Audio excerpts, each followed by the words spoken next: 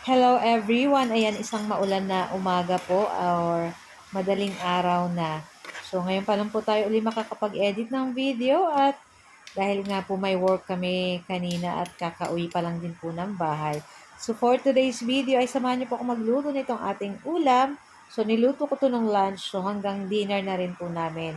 So meron tayong ginisang ampalaya with egg, tapos may pork adobo at paksiw na isda. Siyempre, hindi mawawala yung kanin. So, ayan na nga, itong ating pork, ayan.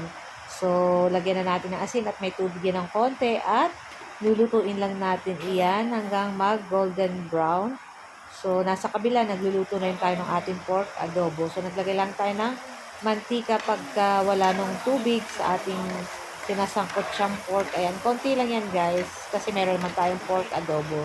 Tapos ayun na nga, at pagka nagganyan na yung ating color ng ating pork, pwede na po natin ilagay dyan yung ating bawang. Kaya lang nahulog na yung ating sibuyas at kamatis, kaya di lahat ko nang ilagay dyan. O diba, hindi na tayo nahirapan, parehas naman natin guys igigisa. So ayan na nga, at halu-haluin na po yan natin at hintayin natin lumabas yung mga aromatic or bango nitong ating ginigisang bawang, sibuyas, kamatis. So, after po na maglagay na tayo ng asin at pamintang durog. Ayan. Tapos halu-haluin po uli natin.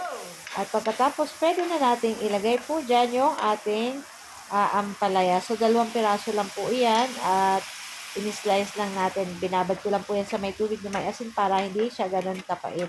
At halu-haluin lang po natin iyan. Ayan.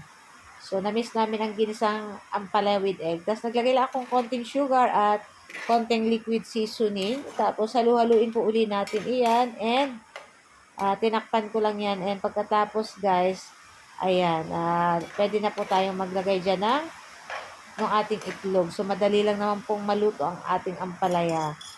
Ayan. Tapos, halu-haluin po natin iyan at hintayin natin maluto yung ating itlog at ready na rin po yan. Pag naluto na yung ating itlog, okay na rin po yung ating ampalaya dyan, guys. So, naririnig niyo po ba? Maulan na, guys. Ayan. Ngayon po ay 1:15 ng umaga. So, ayan. So, halu-haluin lang natin and ayan na nga. At luto na rin to, guys. At pwede rin po natin patayin yung apoy and ilipat na po natin yan sa ating plato. At this time naman yung ating pork adobo.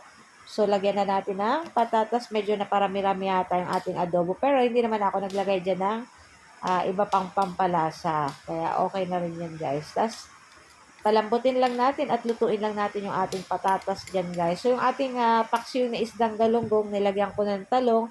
Hindi ko na guys na videohan. Kaya naman.